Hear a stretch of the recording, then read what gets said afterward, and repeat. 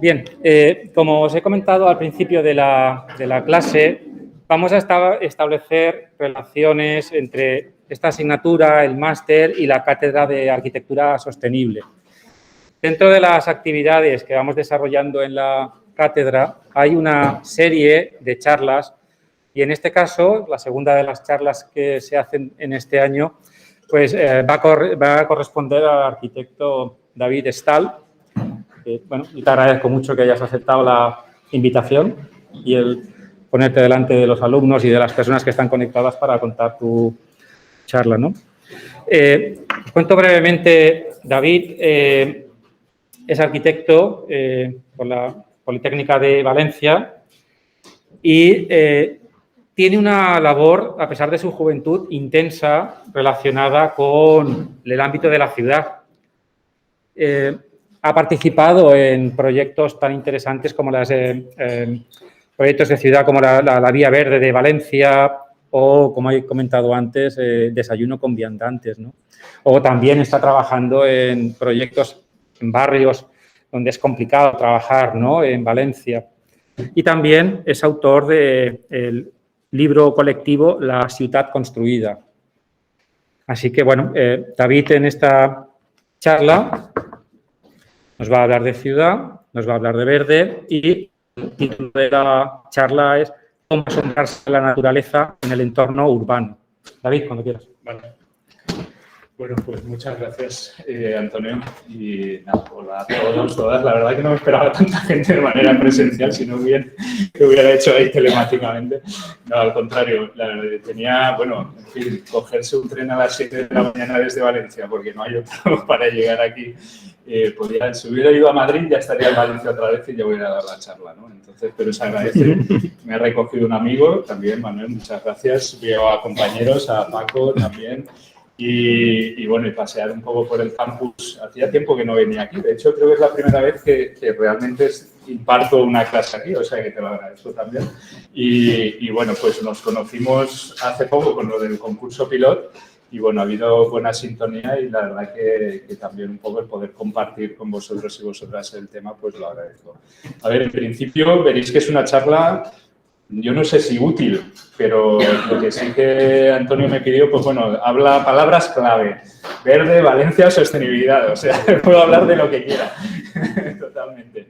Así que, bueno, he hecho una presentación. No sé si veis que me alargo en algo y queréis intervenir o lo que sea, pues adelante. Si veis que se hace larga también y queréis que cortemos, pues lo mismo también. Es una presentación muy visual de cosas que me rondan un poco por la cabeza. Como ha dicho Antonio, desde hace tiempo pues, he trabajado en asuntos vinculados con la ciudad, el espacio público y bueno, y ahora pues también creo que no lo has comentado, pero estoy trabajando ya no tanto como profesional autónomo, estoy ahora eventualmente en el Ayuntamiento de Valencia, en el gabinete de la alcaldía, trabajando como asesor del alcalde en temas pues un poco también vinculados a esto. Y entonces pues he querido aquí traer algunas cuestiones que también desde el ayuntamiento estamos haciendo para mostrar un poco cuál es el camino que, digamos, estamos un poco explorando vinculado a la renaturalización de la ciudad, que es un poco lo que digamos, hoy en día pues parece que también se está trabajando, ¿no? O sea, ojalá cuando estábamos estudiando nosotros, ¿no?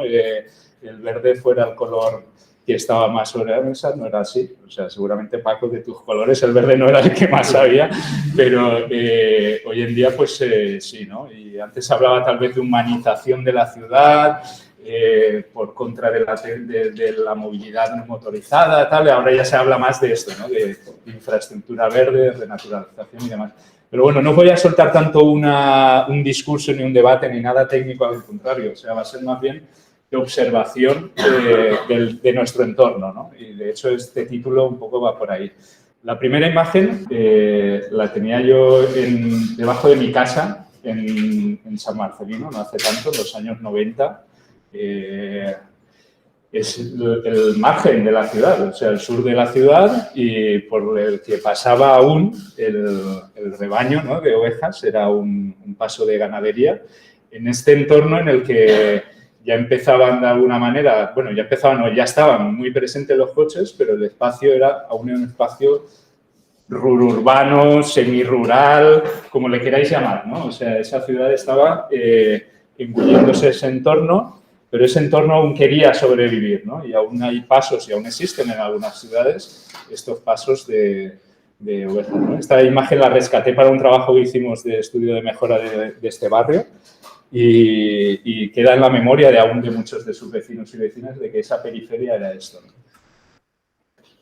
Esta otra imagen seguramente la asociemos todas y todos a un espacio de campo, o sea, un espacio de bosque, a un espacio de naturaleza pura y dura, ¿no? Casi como si te vas a un bosque o a un entorno nada urbanizado, ¿no? Pero en cambio, esto está aquí, esto está en este mismo barrio, en San Marcelino, en La Rambleta, el Parque de La Rambleta, un parque que se hace también a principios de los años 2000 y que ha ido creciendo y ha generado todo un espacio de biodiversidad gracias a estos espacios que al final, digamos, no están tan urbanizados, sino que han entendido que la naturaleza se puede concebir y el parque se puede concebir desde un espacio de biodiversidad, ¿no? Luego hablaremos bastante de esta palabra porque está también bastante sobre la mesa.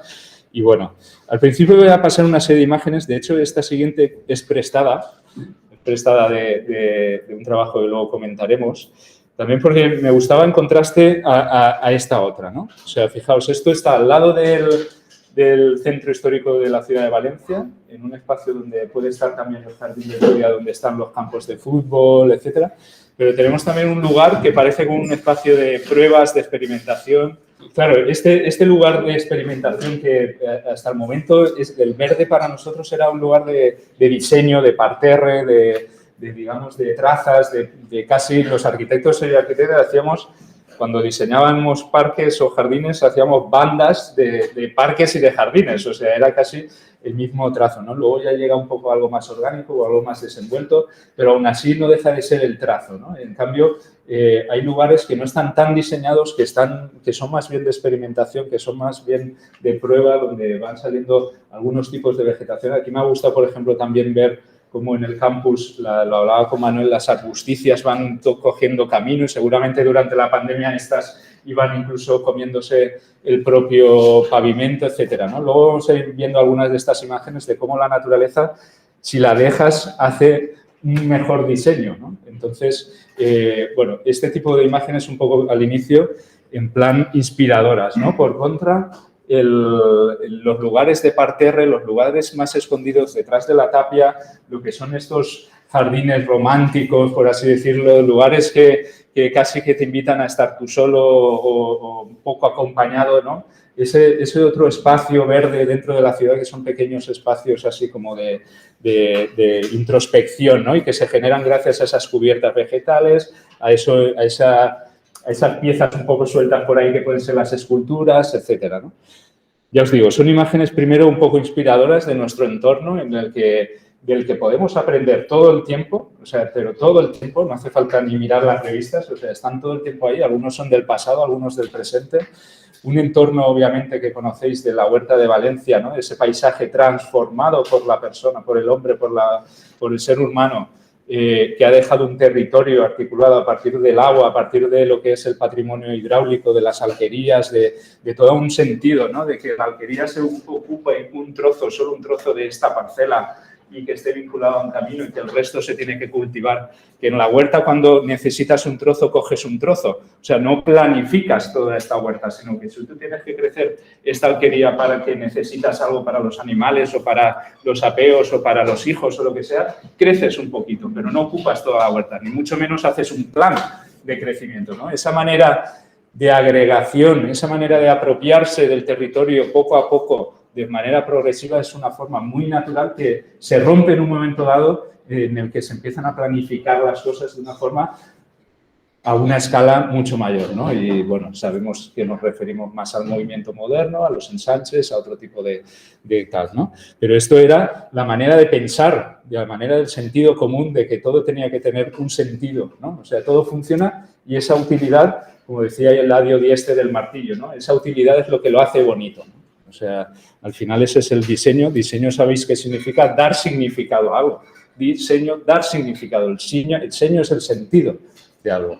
Este otro paisaje que nos rodea también en Valencia, de la Marjal hasta Sagunto, hasta Cullera, o sea, esa Marjal, no sé si habéis visto hace poco en la Vuelta a España, pasó la Vuelta a España por allí y era alucinante verte todo un pelotón de ciclistas en la tele rodeados de campos de arroz bañados en agua, ¿no? O sea, era una cosa increíble, de un paisaje único al lado de una trama urbana en el que lo tienes solo a un paso, ¿no? Esa articulación entre los dos paisajes, que seguramente sea el reto que siguen teniendo nuestras ciudades, ¿no? El campo y la ciudad. No he traído aquí una imagen que igual conocéis, que es un cuadro antiguo y se titulaba Il Buon Governo. Ese cuadro trasladaba que el buen gobierno tiene que hablar del campo y tiene que hablar de la ciudad, de esa transición entre los dos, ¿no? Porque al final, quien construye un municipio, quien construye una aldea, quien construye un pueblo, tiene antes un entorno y ese diálogo tiene que existir, ¿no? Bueno, ese es uno de los retos habituales en la arquitectura y en las escuelas de arquitectura, ¿no? Los márgenes, las periferias, etcétera, ¿no? Esta otra imagen es un detalle de un fragmento de un espacio que está ahora en transformación en la ciudad, que prácticamente no se puede ver porque está vallado, que es la Plaza de la Reina. La Plaza de la Reina está en transformación, pero hubo este momento antes de empezar las obras en el que ya habían retirado toda la valla, en el que habían retirado todo, digamos, los bordillos, los coches sobre todo, claro, todo lo que molestaba al paisaje, en el que habían usado más la goma de borrar que otra cosa. Y que parecía, a mí al menos personalmente, me parecía una plaza en medio de Viena, de decir, hostia, una plaza realmente europea, ¿no? Una plaza en la que tienes un espacio central verde, que lo puedes incluso, en este momento podrías caminar por él, que lo que tienes ahí son unos geranios preciosos, rojos, todos ahí uno al lado del otro, ¿no? Un poco esa sensación, ese manto rojo que tienes en medio de un entorno monumental y histórico como es la Plaza de la Reina, con los dos primeros edificios de la calle San Vicente del 1900, con la Torre de Santa Catalina, con toda una escena a su alrededor. ¿Hace falta mucho más para hacer una plaza? O sea, ¿hace falta mucho más? ¿Hace falta todo un rediseño de este lugar, ¿no? O sea, es una duda, tal vez, que un proyectista tiene que hacerse. Seguramente conozcáis la intervención de la Catoli Basal en una plaza de Burdeos, que llega al ayuntamiento, le encarga la remodelación de esta plaza. Y él dice, no, la plaza está bien, solo hay que limpiar, solo hay que poner una papelera, solo hay que tal. O sea, la plaza está bien, ordena un poco los coches, pero no hace falta gastarse 9 millones de euros en hacer una plaza.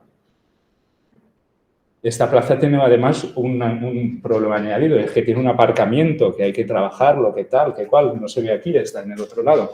Pero bueno, aún así, este momento, este instante, que ya no va a volver porque lo que volverá son pérgolas, bancos, etcétera. No estoy criticándolo, ¿eh?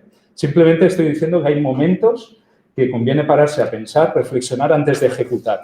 Y tal vez ahí, de la observación, más que del despacho, del plano y de tal, saldrían cosas interesantes, ¿no? ¿Por qué no rellenar el agujero del aparcamiento solo de tierra y que ahí crezca todo un bosque? Me encanta pasear por el centro de la ciudad, en Valencia, seguramente aquí también, porque los hay. Y en una calle el fondo de perspectiva no es la ciudad, sino que viene a ser un ficus, un magnolio gigante, ¿no? Ese magnolio que veis ahí al fondo, en esta calle, pues, ostras, es un poco como en esas calles, en esas ciudades que tienen montaña.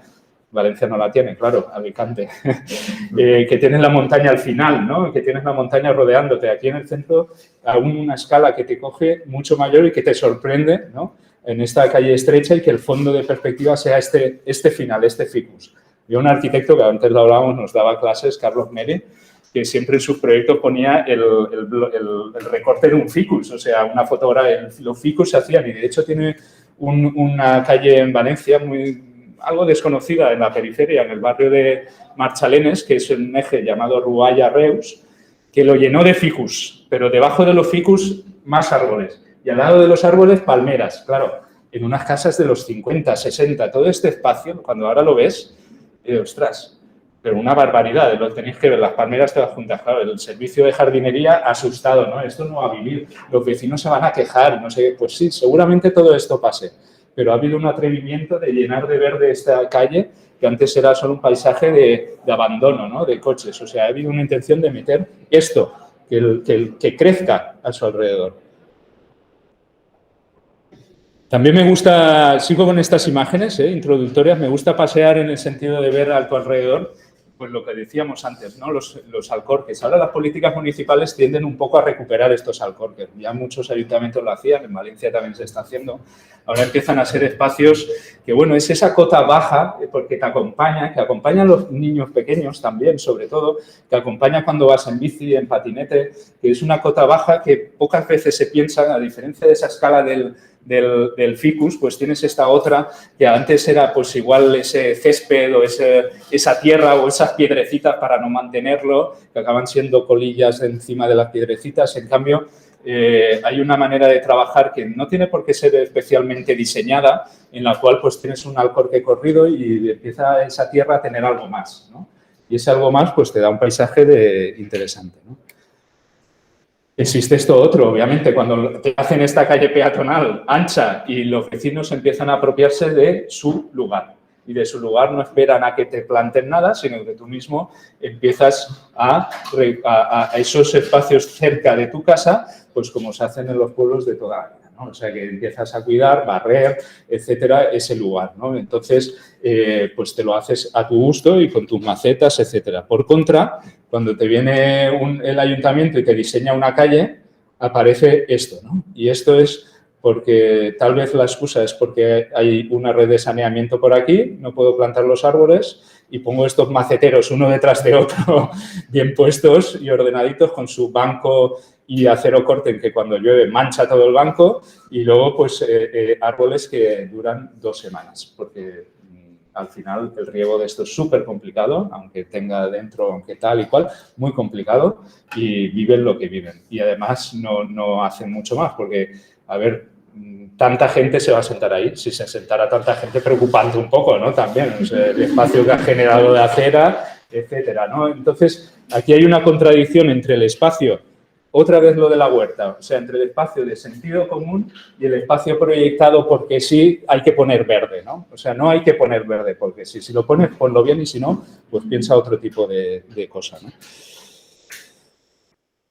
Esta imagen la traigo porque, claro, está también esa idea de empezar a desasfaltar, ¿no? O sea, esto ya es antiguo incluso, ¿no? De vecinos en un garaje de Estados Unidos que empiezan a desasfaltar sus garajes, estos espacios donde están los coches y sacar la tierra, ¿no? Existe una tendencia clara de volver a nuestras raíces, de sacar esa relación que tenemos, que otras culturas la tienen, pero que nuestra sociedad pues ha ido apartando, ¿no? Que es el vínculo con la tierra, con los elementos fundamentales, con la parte incluso, si queréis, más espiritual, ¿no? De relación con el entorno y que existe con la posibilidad de empezar a desasfaltar. Un vecino de Benimaclet lo intentó, pero ¿qué pasa? Que debajo de estas losetas, ¿qué hay?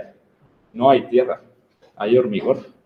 Porque ahora lo normal es cuando tú haces una red de saneamiento, bueno, lo normal, digamos, la práctica habitual cuando haces una red de saneamiento o demás, es cubrirla con hormigón porque es mucho más económico, porque es mucho más sencillo, porque tal y cual. Entonces, aquí igual debajo tienes 1,5 metros de hormigón. Claro, que vas a desasfaltar ahí con un taladrito, ¿no?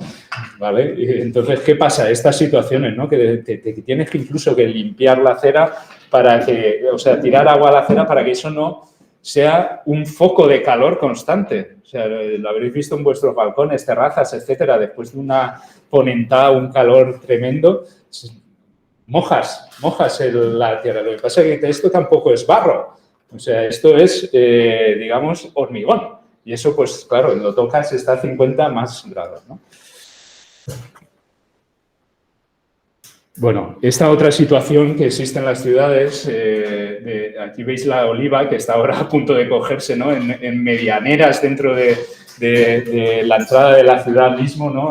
Olivos cargados de olivas que nadie recoge.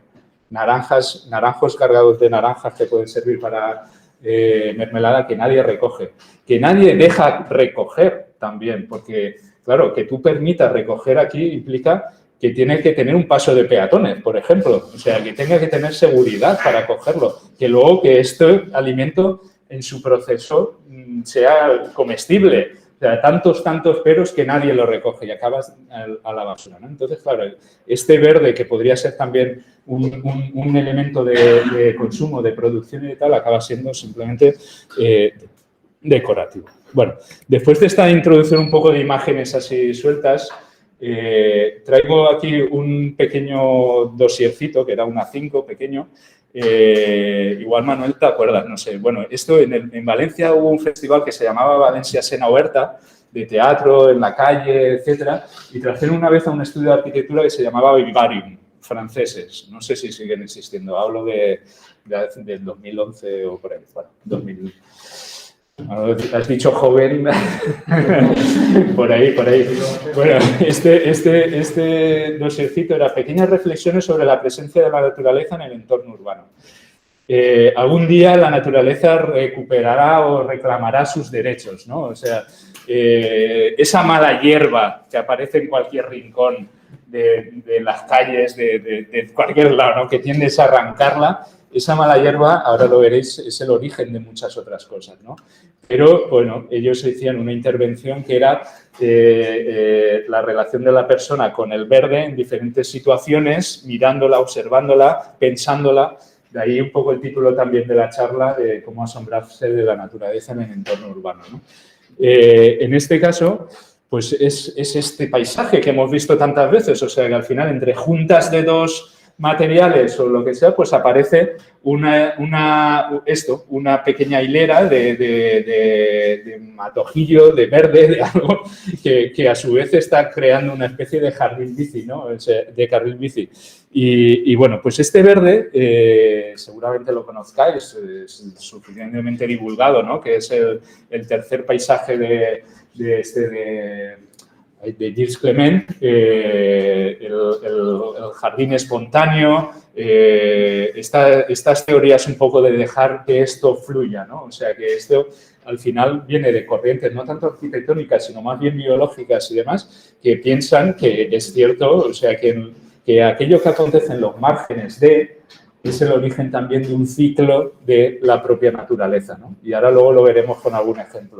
O sea, esa pequeña flor tiene un sentido, ese pequeño tallito tiene un sentido y de eso puede aparecer algo más, porque puede venir alguien, un animal habitualmente, que lo coja algo de ahí y se lo lleva a otro lado, etcétera, ¿no? O sea, ahí se está creando un proceso dentro de la parte urbana que no es visible, pero que tiene todo un recorrido, todo un camino, ¿no? Y a partir de ahí, bueno, muy recomendable, obviamente, si quien no lo conozca, el tema del tercer paisaje y demás, ¿vale?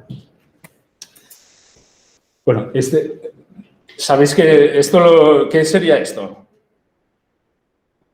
¿Un? Paso elevado. Te veo a contraluz un poco. Un paso elevado, una infraestructura, ¿no? Un paso elevado, efectivamente. Una infraestructura. Uno ve esta imagen, en este caso es un fotograma de una película que se llama Los chicos del puerto, que acontece en un barrio que ahora os diré, y efectivamente es una infraestructura por la cual un paso elevado, peatonal, por la cual parece que por debajo pasa un tranvía, es el lugar un poco casi que se hace para salvar una barrera urbanística, ¿no? O sea, las infraestructuras que en teoría conectan también sabéis que son barreras, ¿no? Para otro tipo de situaciones. En este lugar, ya que lo ha comentado también Antonio, en su momento hicimos un desayuno con viandantes, ocupando lo que iba a ser una infraestructura de tranvía por encima de las vías, en un paisaje roto, de collage, totalmente descompuesto, pero a la vez hermoso si lo ves con otros ojos, en el que te encuentras parte de vuelta, parte de vías, parte de infraestructura abandonada, en la que si miráramos hacia el otro lado estaría la autovía, etcétera, ¿no? Entonces, en ese lugar elevado tienes de repente un High Line de Nueva York. O sea, un High Line de Nueva York en el que no has hecho mucho, no he traído la imagen, no sé si habéis visto las imágenes del High Line antes de ser High Line, era gramíneas, o sea, era maleza, era, digamos, un paisaje abandonado encima de unas vías. Esto que está verde porque es superficial, o sea, es artificial, es un césped artificial, en el que ahora ya el tranvía parece que las obras llegarán a este barrio de Nazaret, pero que en su origen pues estaba ahí como una gran moqueta para usar, en el que los vecinos pues, lo usaban peatonalmente. Se decidió hacer este este desayuno con viandantes, que no venía a ser más que el usar un lugar antes de diseñarlo. O sea, el propio uso te dice cómo te puedes apropiar de ese lugar y le da sentido, ¿no? En este caso, había una especie de playa, ¿no?, verde, en el que había toallas, gente jugando al bádminton, etcétera, ¿no? O sea, esa manera un poco, digamos, espontánea o incluso irreverente de usar un lugar de manera, pues, ya está, sin ningún otro propósito, ¿no? Bueno, pues como os decía, esas infraestructuras conectan y a la vez aíslan, ¿no? Y aquí va el primer ejemplo que os quería trasladar, que es en el barrio de Nazaret. En el barrio de Nazaret hay una señal a la salida que pone Valencia.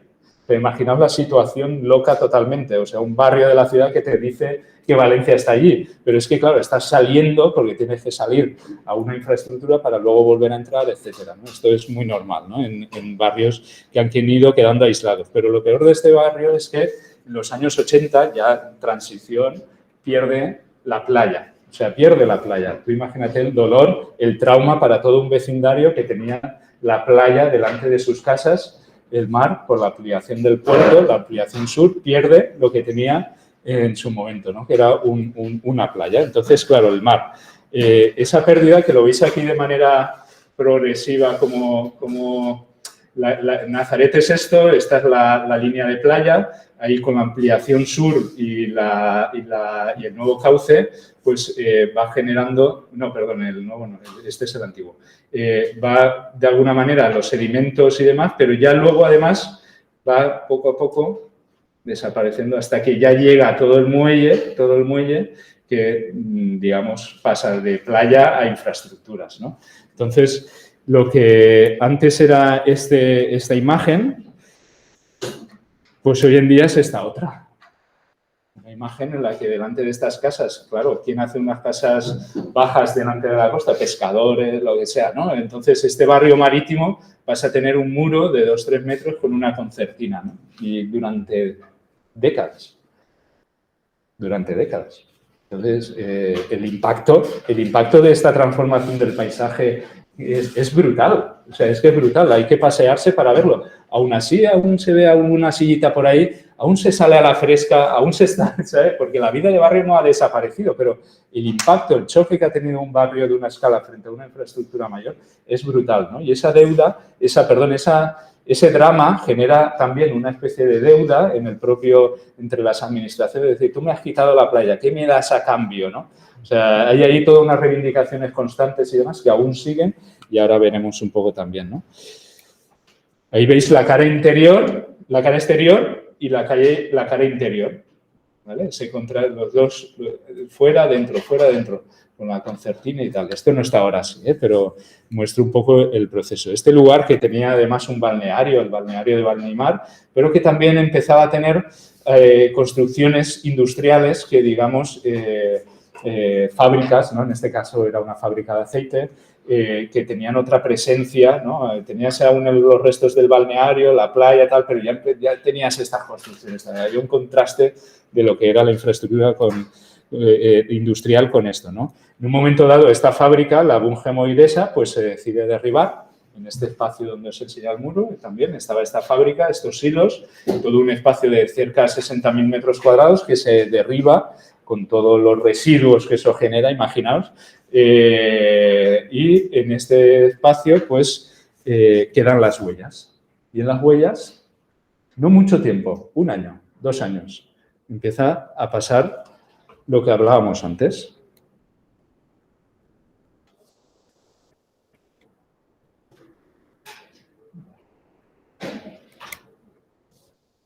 ¿Vale? O sea, empieza a haber washingtonianas, palmeras por todos los lados, porque las gaviotas se dedican a llevarlas por ahí. ¿Y en dónde crecen? Pues crecen en los espacios, en las juntas de las trazas, que el derribo ha permitido que esto crezca.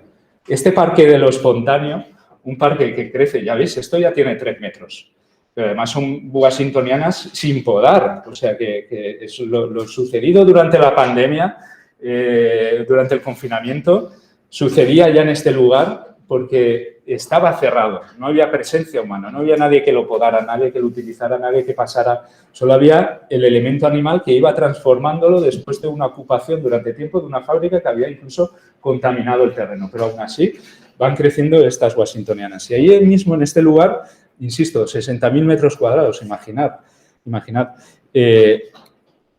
Algún árbol que quedaba de la fábrica que no se tiró porque era un espacio de jardín o de entrada o de acceso y, bueno, algún árbol plantaban.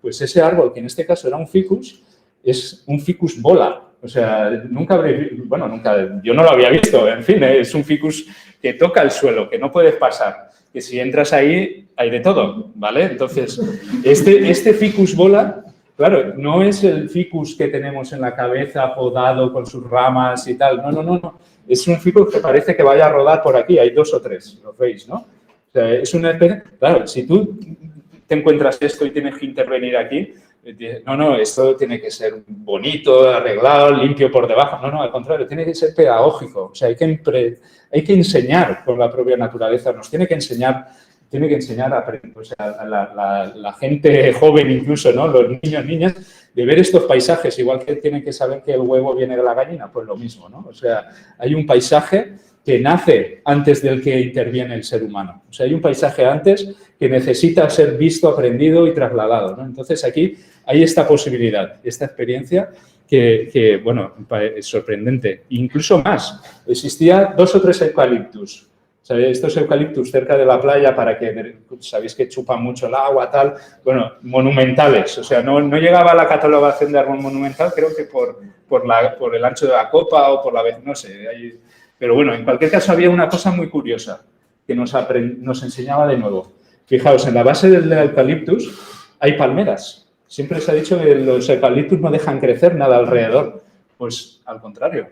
Estaba lleno de palmeras washingtonianas también, porque todos los nidos de las gaviotas que hay por aquí llegaban aquí y realmente ese mundo volvía a nacer, ¿no? Entonces, también te sorprende esta imagen de decir, ¿y ahora qué hago con esto? O sea, ¿lo quito para que podamos entrar por aquí, no sé qué tal?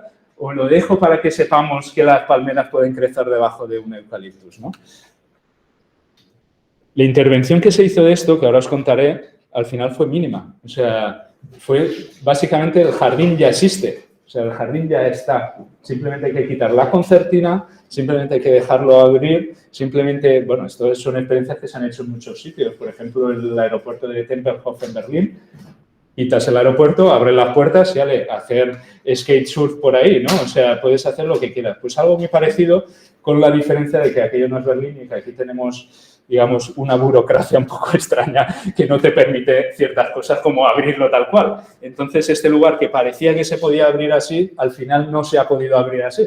Y de momento lo que hace la gente es saltar la valla para poder usarlo, ¿vale? La valla del muro, que eso ahora no es un muro tan cerrado, tiene una parte más permeable y tal, pero bueno, aún así, lo que se ha recuperado, y de hecho este camino que parecería que estuviéramos en el Saler, es porque la línea de playa original iba por aquí, ¿no? Entonces, sin señal, sin nada, no tienes por qué decir nada, simplemente el paisaje te está recordando a esos caminos que tienes en los entradores de algunas playas, sobre todo cuando la ciudad está más retrasada, ¿no? O sea, tienes una playa de mezcla de marjal y de tal, y una madera que te pasa, ¿no? Y te pasa y tú ves el paisaje y llegas a otro espacio que será más ancho y ahí ya haces lo que te dé la gana.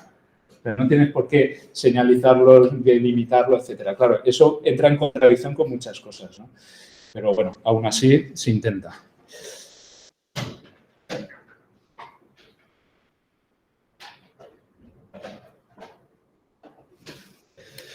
Aquí pongo un plano para que veáis un poco la situación también. Este lugar que está aquí tiene un sentido también en relación no solo a Nazaret, sino en toda la ciudad, ¿no? El Jardín del Turia de la ciudad de Valencia, que tiene su parque de cabecera, al final no tiene desembocadura. O sea, tiene una cabecera, pero es un jardín sin desembocadura.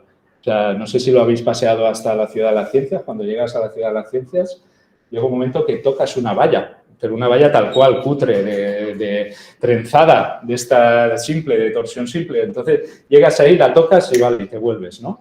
O sea, ese es el final, no tiene un final. Y es un final en el que, conforme fueron desapareciendo las industrias que había por ahí, pues se fueron construyendo nuevos desarrollos. planes PAIS, nuevos desarrollos de Francia, de Les Moreres, de la Ciudad de la Ciencia mismo, y entonces fue dejando un paisaje en el que ya no se proyectaba tanto como este otro. Por cierto, este año se cumplen 35 años, el año que viene, del primer tramo del Jardín del Túria, que lo hizo Bofill, el del Palau de la Música. 35 años de jardín y es el gran articulador verde de la ciudad, que en algún momento se nos ha dicho que el High Line se basó en él como corredor lineal, ¿no? Lo que pasa es que, claro, antes no era tan mediático como son ahora las obras, ¿no? Pues este final es el parque de desembocadura, y ese parque de desembocadura que tenía que empezar o que empieza con esa actuación del mientras tanto, ¿vale? También tiene un sentido para luego diseñarlo, ¿no? Este era el Jardín del Túria antes. El Jardín del Túria era lo mismo que os he enseñado del parque este, ¿no? O sea, era un lugar en el que, digamos, había una vegetación espontánea, un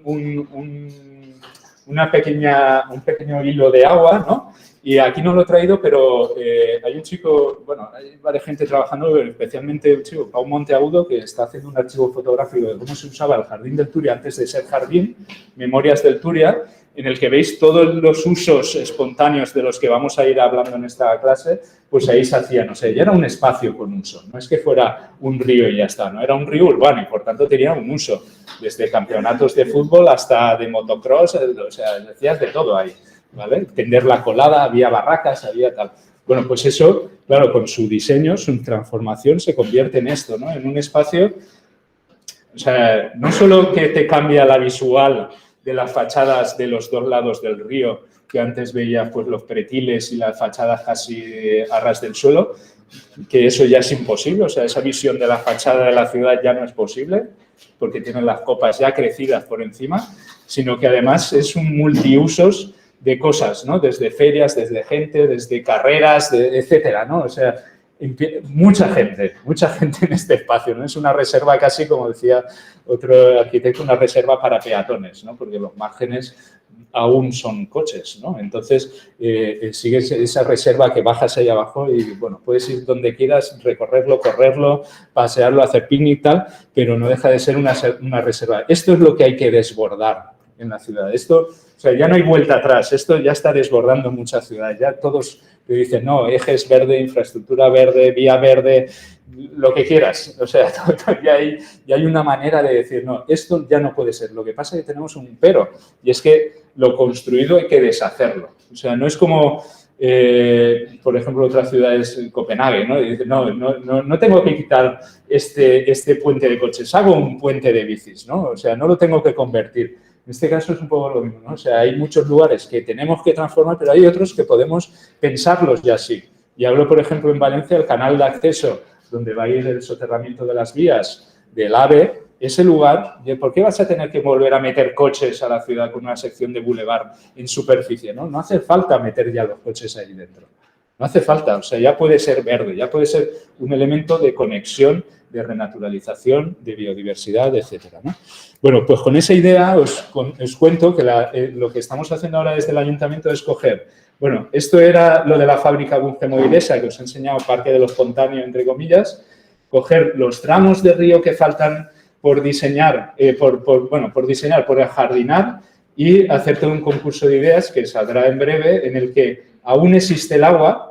¿Y por qué existe el agua? Porque toda la ciudad, sobre todo la parte este, drena aún hacia aquí. Aquí está el colector norte, están las pendientes para que lleguen ahí el agua. O sea, realmente esto es una cuenca de la Provenza. Aquí existía una especie de delta del Túria, ¿no? Entonces, este lugar hay que diseñarlo ya incluso con la idea del agua, del azul, ¿no? O sea, ya no solo con la idea del verde, sino del agua. No como los últimos tramos que se han ido haciendo, que al final las promotoras de esos nuevos desarrollos han hecho los caminitos, los parterres, la escultura, esto de niños, no. Hay que pensarlo como un paisaje que articula toda una fachada marítima con la que te tienes que fortalecer y pelear, porque es el puerto de Valencia, ¿no? Este lugar es ahora sí. O sea, este lugar es ahora sí, es un lugar donde salen cosas de agua, cada cierto tiempo te explican de dónde vienen, uno del oceanográfico, otro de la ciudad de las ciencias, otro de los barrios de arriba. Algunas salen tratadas, otras no tanto, las que no salen tratadas pues tienes que hacer alguna cosa de aireación, bioremediación, lo que sea, ¿no? Pero este lugar en el que incluso tienes las salidas de los del colector a una cota que se supone que es la cota de ciudad, que es esta de aquí, ¿no? O sea, te encuentras esto ahí y el paisaje este, ¿no? O sea, te encuentras el paisaje que caminas por ahí. Hicimos una visita para prepararlo del concurso. Y, hostia, si se colara aquí la gente ya estaría siendo este jardín, ¿no? Pero aún así, pues bueno, hay que darle un sentido, entiendo, a todo esto con lo que tiene a su alrededor, que al final es pues estas cosas, ¿no? O sea, debajo del ágora de Calatrava, que por cierto le faltan los cuernos estos que están en un solar al lado, está la salida del colector norte, ¿no? Ese colector norte, da igual, pasa por debajo de la cimentación del ágora, sí, da igual, aquí va el edificio y chimpum. Pero tienes esta salida de un canal que puede ser perfectamente mitad de esta clase de ancho y igual de alto, que recoge todas las aguas de la ciudad, ¿no? Ahí veis esto de aireación, ¿no? Para que el agua tenga movimiento, otra salida de la Fórmula 1 que está por ahí. O sea, esto es un paisaje, en fin, descompuesto totalmente, ¿no? Es un lugar, pero claro, es un reto auténtico para trabajarlo desde una mirada de conjunto de todo lo que hay alrededor y poder hacer algo que emocione a la ciudad y que diga, oye, estamos aquí, queremos esto, queremos un litoral de esta manera, queremos un final del río de esta manera, etcétera. Incluso existen actuaciones como esta, ¿no? Una pequeña huertita. O sea, en un lugar que debe estar más contaminado, imposible, pero aún así, si los tomates tienen forma de sandía, no pasa nada, porque esto lo que hace es una apropiación de este lugar. O sea, una pequeña apropiación de un cultivo pequeñito de una gente que debe vivir en el barrio de Cocoteros, en una casa que dice, oye, ahí hay tierra, pues la tierra sirve para esto, ¿no? Entonces, tenía el caballo también al lado. De esto, de hecho, también os quería hablar porque actualmente el Ayuntamiento de Valencia ha hecho esto, no se ve muy bien, debe estar por aquí el título arriba, es un mapa, se lo encargaron a Sencle, un mapa de agriculturas de la ciudad. O sea, estos huertos escolares, huertos urbanos, huertos espontáneos, todo este tipo de agricultura que existe más allá de la huerta, se ha mapeado, se ha trabajado, se ha estudiado, se ha participado con los agentes, etcétera, y se ha elaborado este trabajo, que lo podéis, creo, ver en la web municipal, de agriculturas urbanas, ¿no? Claro, esta es una manera de visibilizar todo aquello que existe de manera de proximidad de esa agricultura que también está rodeando a la ciudad y darlo a conocer y tal y hacerlo útil para lo que sea. Y en base a esta idea de agricultura nace esto otro, que es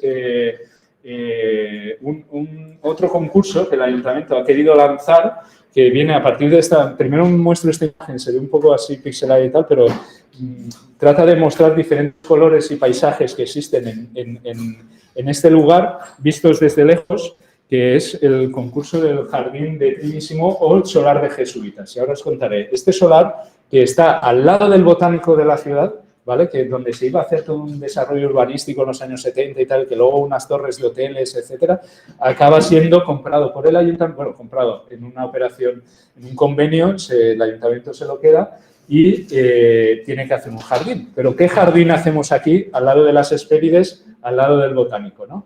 ¿Qué jardín hacemos aquí? Si veis las Hespérides, es un jardín de eso que hablábamos antes, diseñado, de bandas que deslizan, de temática, los cítricos, etcétera. Y aquí nos queda un lugar, que era el espacio de entrada del Colegio de Jesuitas, que ahora es un solar, en el que de alguna manera hay que hacer algo. Claro, lo que se ha planteado es seguir con esta idea de la agricultura, pero no tanto de la agricultura de vamos a llenarlo de huertos, no, vamos a pensar en el paisaje que antes existía también en los patios de las casas tradicionales o en los huertos de los conventos, etcétera, que es esa ciudad que era agrícola dentro de la propia ciudad, ¿no? Entonces, aquí con la idea de la agricultura valenciana en su sentido más amplio, se ha planteado un concurso y dice, bueno, ahora dadnos idea en base a esta idea, ¿no?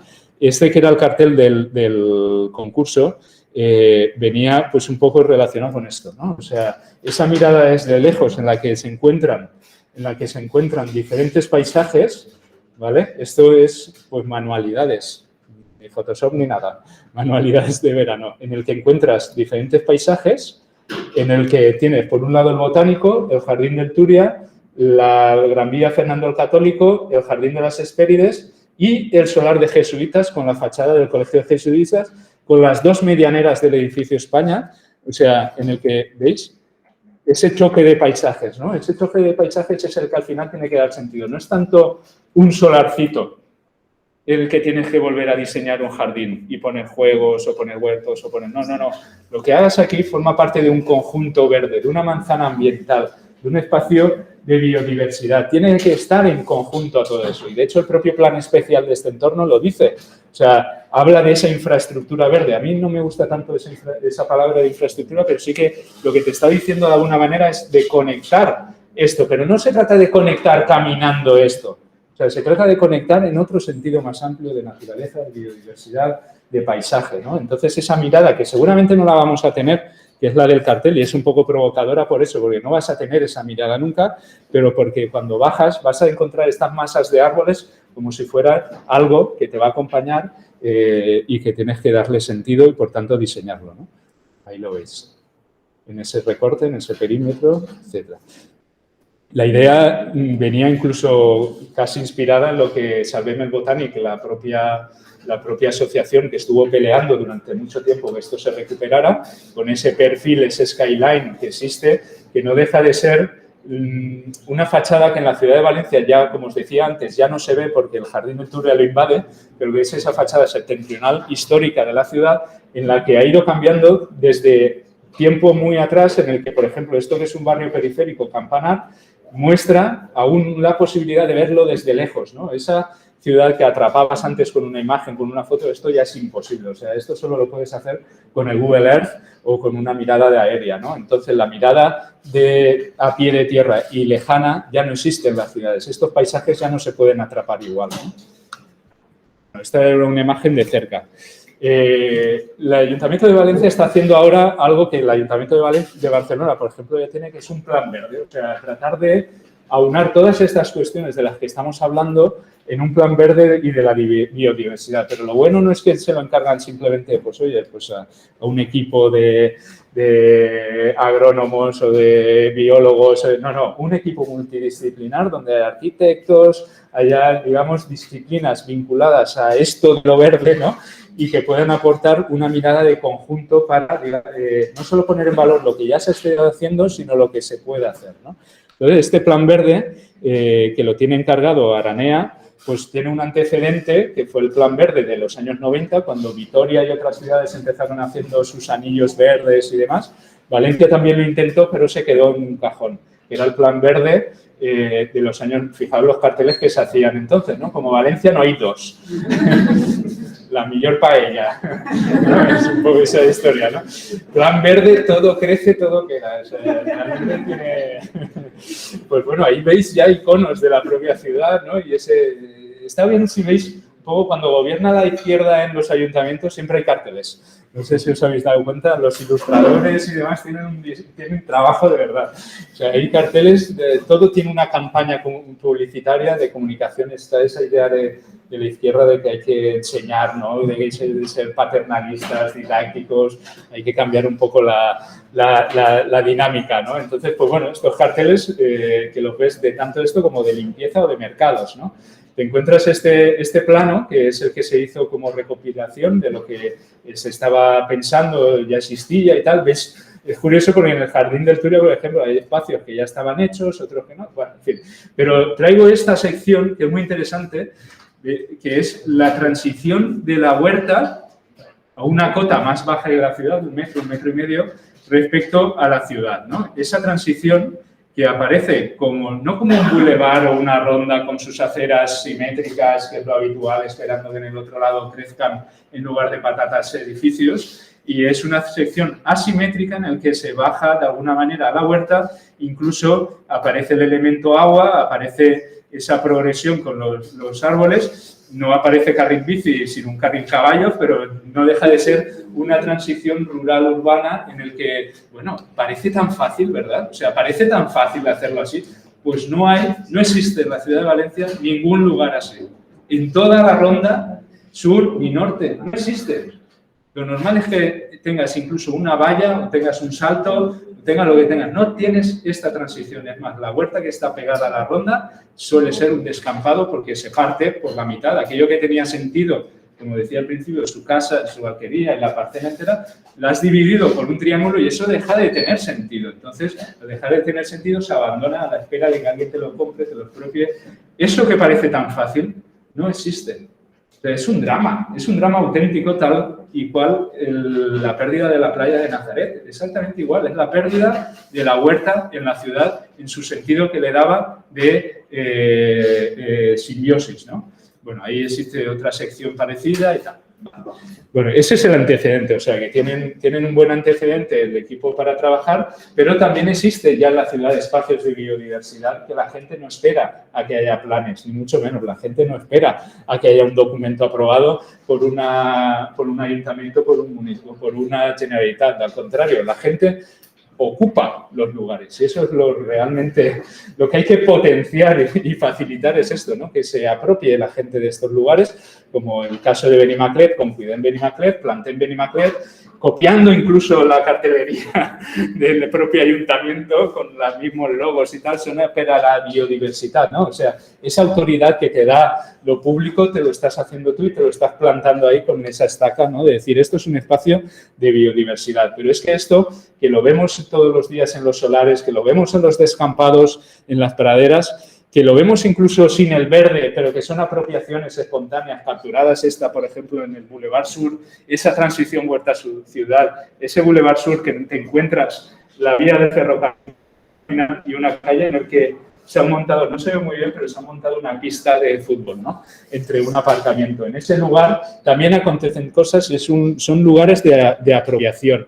Y es algo que ya se contaba y que se ha contado muchas veces, pero Caldo Van Eyck, que es un poco digamos, el que ha traspasado por las décadas con esa idea de que los solares después de la Guerra Mundial en Ámsterdam tenían que ser recuperados como playgrounds, como parques de juego, porque si los niños usan la ciudad, bueno, eso lo dice también Tonucci y otra mucha gente, si hay vida es porque hay niños, ¿no? Entonces, eso, bueno, ¿cómo sacamos del drama de una ciudad derruida por las bombas? Con niños jugando en estos espacios, que ya jugaban en esos espacios. Lo único que tenías que inventar son recintos de libertad que fueran jugables, ¿no? Algo parecido en el solar del IBAM, pero con un cierto fracaso final, en el que ese solar trasero del IBAM, con una gran medianera de un edificio, sabéis que aquí había un proyecto de Kazuyo Sejima de hacer una mole de 30 metros y demás, en esa voluntad de tener a los grandes arquitectos haciendo grandes cosas en ciudades pequeñas.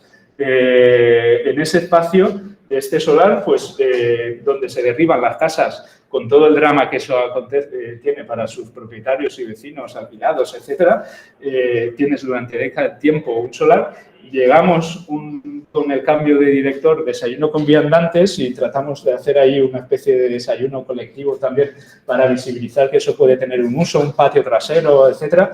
Llega el ayuntamiento y con la Generalitat y el IBAM diseñan un jardín que realmente el diseño y lo que significa tiene un fracaso porque no acaba de tener apropiación por parte de la gente. Es un espacio que no se sabía si vallarlo o no vallarlo.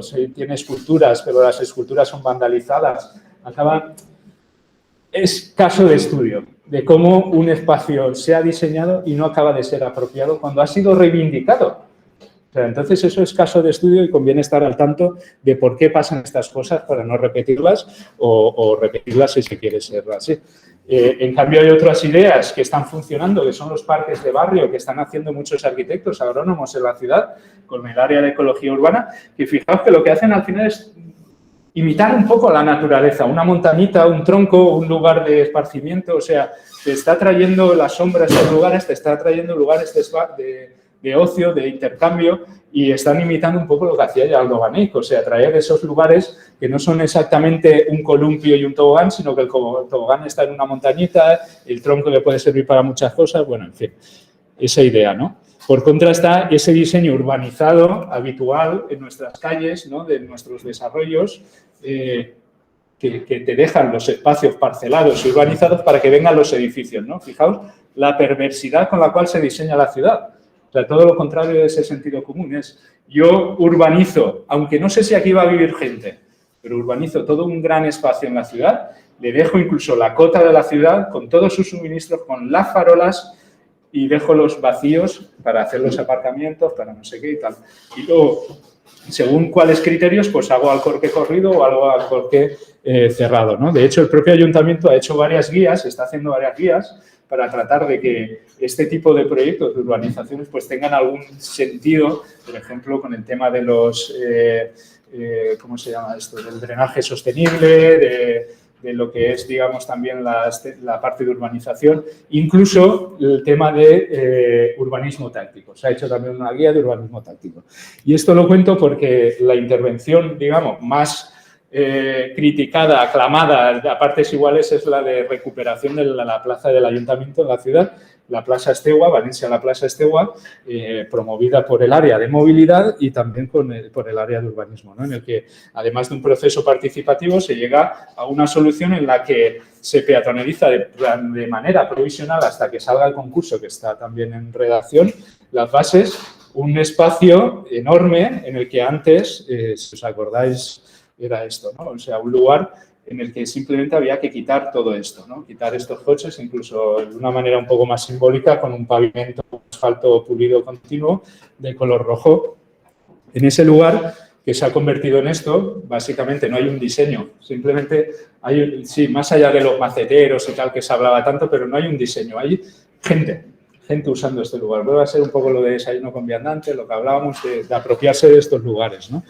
Ese lugar que no tenía bancos, la gente, claro, usaba donde podía, ¿no? O sea, el pedestal de la farola, de la estatua de Vinatea, la cadena, los propios maceteros que no estaban diseñados como esos que hemos visto antes de la otra calle con su patio de banco, ¿no? En este caso, pues sí, aunque te pinches un poco el culito, pero ahí está bien.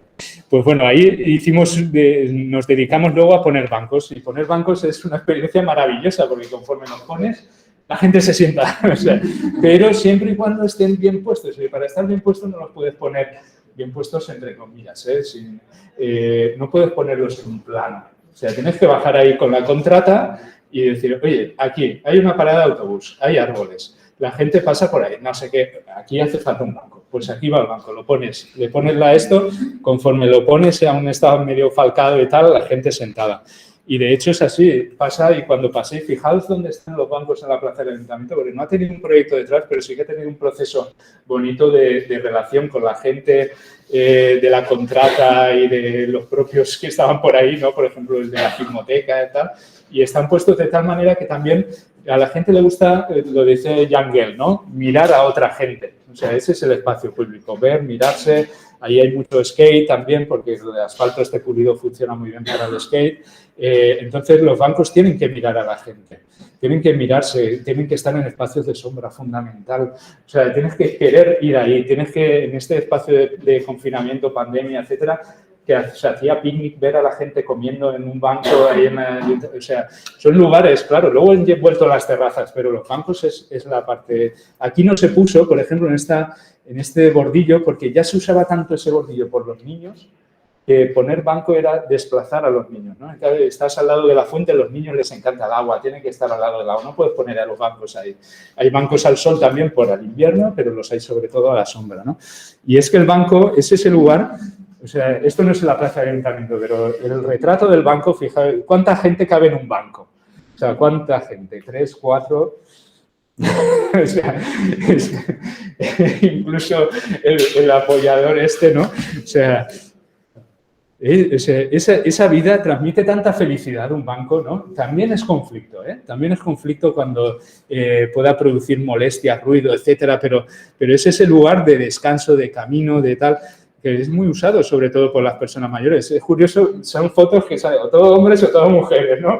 Pero no deja de ser esa imagen que existe en los pueblos de salir a la fresca, de jugar al parchís, ¿no? O sea, aunque no estés jugando al parchís, pero estás en un banco a la fresca con la gente, que igual es tu vecino, tu amigo, lo que sea, pero estás un tiempo viendo la vida y en ese momento en el que la vida se está acabando, además. O sea, es una cosa que transmite pues ese tiempo y ese descanso, ¿no? En cambio, este contraste que lo enseñaba mucho antes, que era una intervención en Ruzafa, pues se dedicaron a poner bancos después de una urbanización y claro, no sé qué pensó la persona que puso esta silla, no banco incluso, que está mirando con vistas al aire acondicionado. O sea, claro, en fin, frente a ello, esta otra imagen que también la enseñaba antes, que me encanta, que es la palmera hecha a la altura de la abuelita, que era una abuelita así. Esa imagen está en la lonja de la ciudad, en la lonja, en pleno patrimonio. En la lonja, delante de esta mujer tienes la lonja. O sea, patrimonio de la UNESCO. Al lado había una vivienda en planta baja que ya no existe porque murió la abuela, ya no existe ahora seguramente hay una tienda de souvenirs o un bar o lo que sea, pero que ella con su bata, porque sabéis que la abuela valenciana sale siempre en bata a la calle a tirar la basura, etcétera, esa mujer tenía su asiento a su escala. Cuando, si le quitas esta palmera, le destrozas, y más si le pones una silla mirando ahí, ¿no? Bueno, por contra, existe esta otra visión negativa que también la quería contar, que es cómo se va llenando un lugar peatonalizado, un lugar lleno de aparatos, de ferias, de elementos, un contenedor gigante de una publicidad, una feria y luego una exposición que no puedes ni pasar, un monolito y al lado una señal, otra exposición, el pebeterio de las fallas, otra exposición. Constantemente ruido, constantemente cosas, constantemente actividad, que está bien que haya actividad, pero constantemente cosas. El reto es cómo esto se puede de alguna manera acontecer de manera que no sea tanto ruido, ¿no? Había un artista canario que se dedicaba a poner carteles en rotondas y en lugares que escenificaba, visibilizaba esta cuestión, ¿no? De cómo las autoridades públicas se dedican dinero público en hacer cosas en lugares que igual no hace falta, ¿vale? Algo así, ¿no? O sea, la goma de borrar también está bien, porque si no, al final lo que pasa es como pasan los balcones, que se empiezan a llenar de cosas, de multitud de cosas, cuando, en cambio, no sé, en fin, eso, ahora que se han recuperado tanto las terrazas, los balcones y tal, alguna vez, ¿qué hago con la bici que tengo aquí, no? O sea, ¿dónde lo pongo, no? Pues esta imagen que está en el balcón de Benimaclet, muy conocido, en cambio, se tiende a esto otro, ¿no? A diseñar edificios con balcones verdes. ¿Cuál de los dos es la real?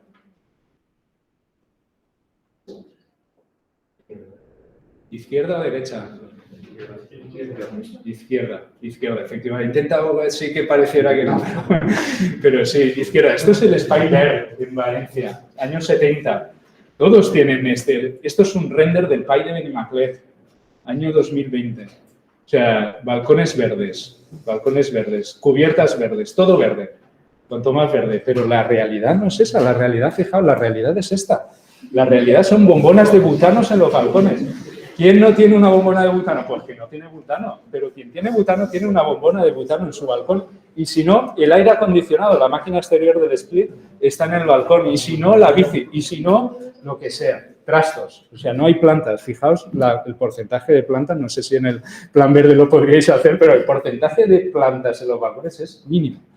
Cuando son espacios de biodiversidad. En cambio, acaban siendo estas cosas, ¿no? O sea, un edificio en Palma de Mallorca, al lado de la Fundación Miró, toda llena de cableado, de aires acondicionados, el espacio común es esta solana azul, ¿no? O sea, en cambio el render de esto era balcones verdes, ¿no? Acaban siendo esto, o sea, hay que ir con cuidado con esto, ¿no?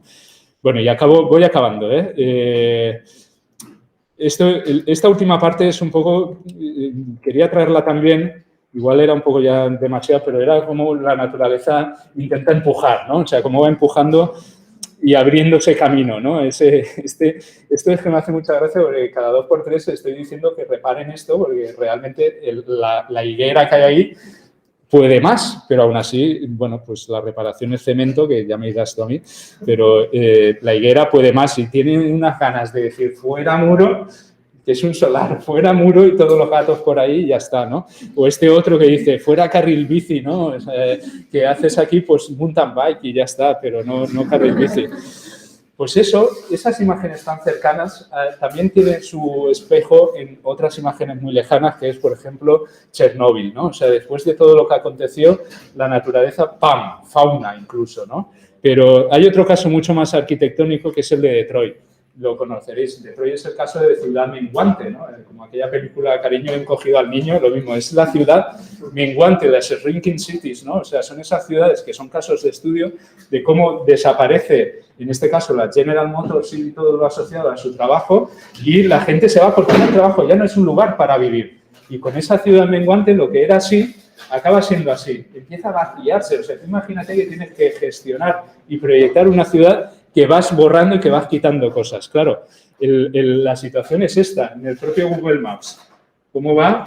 según el tiempo, desapareciendo tu vecino, tú te vas y la naturaleza va engulléndose el edificio abandonado. O sea, se van creando como árboles, lo habréis visto muchas veces, bugambilias comiéndose palmeras o trepadoras comiéndose farolas, pues algo así, ¿no? O sea, tienes el verde comiéndose la ciudad, pero eso, claro, te da unas pistas de lo que hay que hacer, ¿no? Y de hecho lo están haciendo la agrupación esta de Green in Detroit, que lo que hace es decir, bueno, vamos a reforestar todos estos descampados, estos vacíos.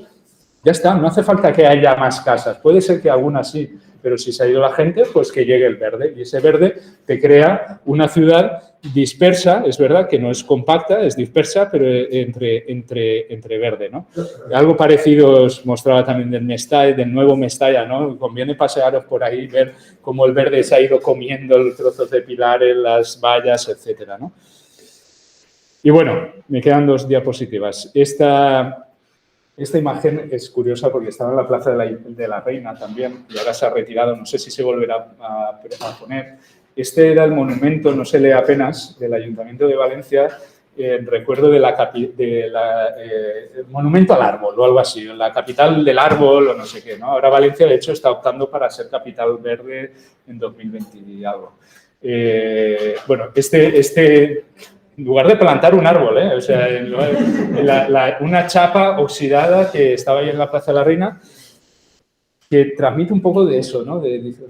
No sé, pero en cambio yo no quería acabar tanto con esta imagen, sino con algo, también lo he intentado un poco de mostraros proyectos esperanzadores, ¿no? De decir, bueno, oye, se está trabajando en esa línea.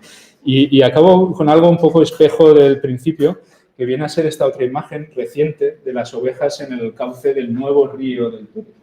Las ovejas, un buen rebaño en el nuevo río del Turia, ¿no? O sea, te están dando unas pistas de esto que, ¿no? O sea, esta infraestructura que al final no es para el agua, o si lo es cada mucho tiempo, tiene que ser verde, tiene que ser para las personas, tiene que ser un lugar que articule un territorio, ya no una ciudad como era el Jardín del Turia, sino un territorio.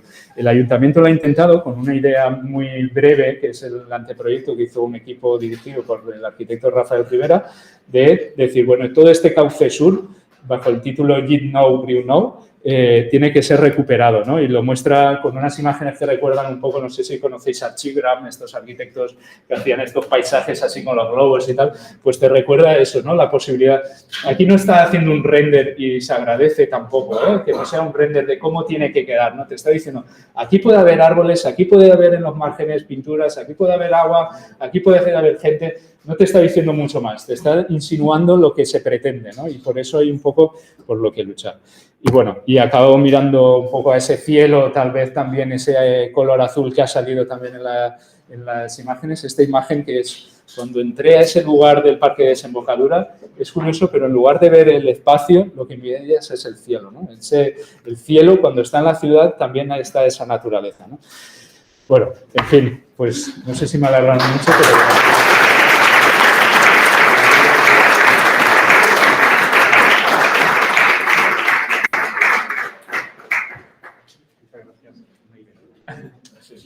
No, es fenomenal, porque además, a medida que lo estabas contando, ha habido 2 relaciones con lo que habíamos comentado desde el principio de la clase. Y una tiene que ver con los balcones. Porque 15 alumnos de la asignatura trabajarán en un taller para construir un balcón. Ah, mira, pues en madera y con la cátedra de madera en Valencia. Qué guay. Y estaremos 2 días aquí, 3 días en Valencia, ¿no? Y acabaremos, bueno, con un prototipo construido, ¿no? A escala real. Pues yo quiero verlo. Pues estaremos en la semana del 18 al 22 y en Valencia del 20 al 22.